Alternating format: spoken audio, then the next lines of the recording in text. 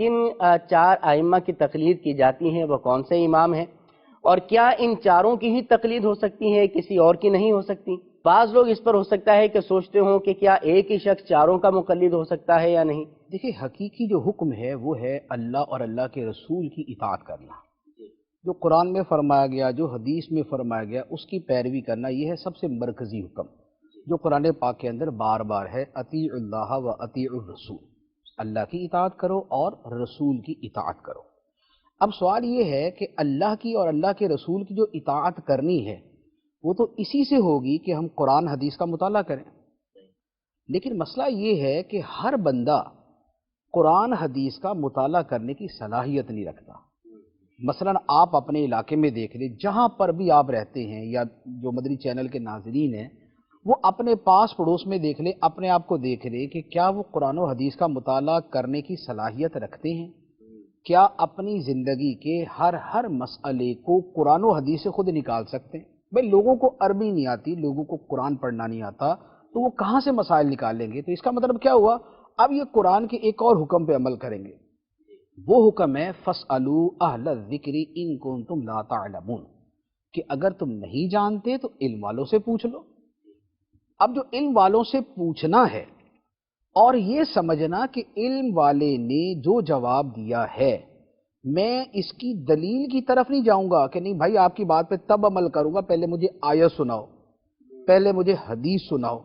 ایسا نہیں ہوگا۔ وہ کہے گا جاؤ بھائی خود ہی آگے کر لو، جو بھی کرنا ہے۔ ہوتا کیا ہے، ہم اس پر اعتماد کرتے ہیں کہ جو اس نے بیان کیا ہے اس نے قرآن و حدیث کی روشنی میں ہی بیان کیا ہے، تبھی تو اس اعتماد کے ساتھ ہم اس کے پاس جاتے ہیں۔ تو یہ کہ کسی پر ایسا اعتماد کرنا کہ اس نے قرآن و حدیث کا مطالعہ کر کے ہی مسائل کو نکال کر ہمیں جواب دیا ہے، اس کا نام ہے تقلید۔ تو یہ تو ایک بڑی لاجیکل چیز ہے کہ آپ یا تو آپ خود اتنا مطالعہ کر لیں، اتنا پڑھ لیں آپ کہ اگر مثال کے طور پہ 1,00,000 حدیثیں ہیں وہ آپ کو ساری آتی ہوں، پورا قرآن اور اس کی پوری شرح آپ کو آتی ہو، پھر احادیث میں بظاہر اگر کچھ آپس میں مقابلہ نظر آئے، تضاد نظر آئے، وہ بھی حل کرنے کی صلاحیت ہو تو مرحبا جناب۔ لیکن اگر آپ یہ نہیں کر سکتے تو بھائی پھر عام بندہ کیا کرے؟ وہ کسی سے ہی پوچھے گا۔ وہ جو کسی سے پوچھنا ہے وہ کیا خود اپنے علم سے نکال لے گا، یا وہ بھی اپنے سے کسی بڑی شخصیت کو دیکھے گا کہ یار اس کا فہم، اس کا علم، اس کا مطالعہ، اس کی دین کی سمجھ مجھ سے زیادہ ہے، لہذا میں اس کے کہنے پہ چلوں۔ تو مجموعی طور پہ یہ ہوا کہ دین کے اندر وہ ہستیاں کہ جن کا علم قرآن، فہم قرآن، علم حدیث، فہم حدیث، اجتہادی صلاحیت، ذہانت، فراست اور تقوی، طہارت، یہ سب چیزیں نہایت نمایاں تھیں،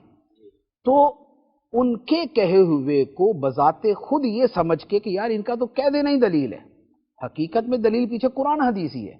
لیکن ان پر ایسا اعتماد ہے کہ بھائی انہوں نے کہہ دیا تو یہ کہنا ہی دلیل ہے، اس کا نام ہے تقلید۔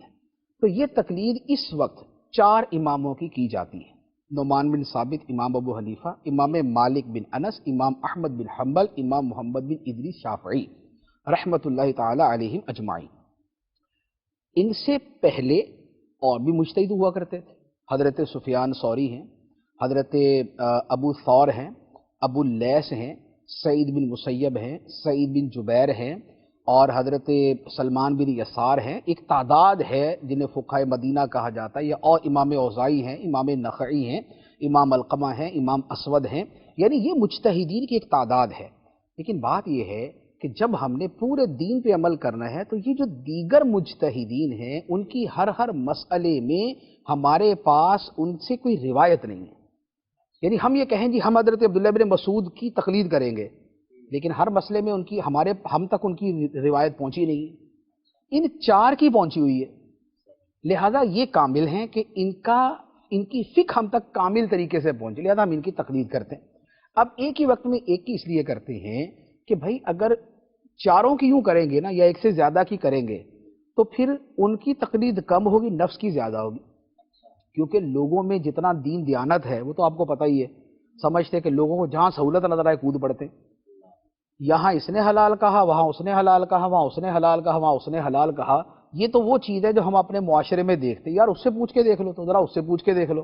تو اگر یہ چھوٹ ہو نا کہ جو جس کی چاہے کر لے، اگر 4 امام برحق ہیں لیکن یہ چھوٹ ہو کہ جس کی چاہے تقلید کر لے، تو پھر لوگ جو ہے نا آج حنفی بنے ہوں گے، کل شافعی بنے ہوں گے، پرسوں مالکی، اور 4 دن بعد نا وہ حنبلی بنے ہوئے ہوں گے. تو یہ نفس پرستی ہوگی، یہ قرآن اور حدیث کی پیروی نہیں ہوگی. تو اس لیے یہ علماء نے واجب جو ہے نا اسے قرار دیا ہے کہ کسی ایک کی تقلید کی جائے، تاکہ نفس پرستی نہ ہو بلکہ دین پر عمل ہو.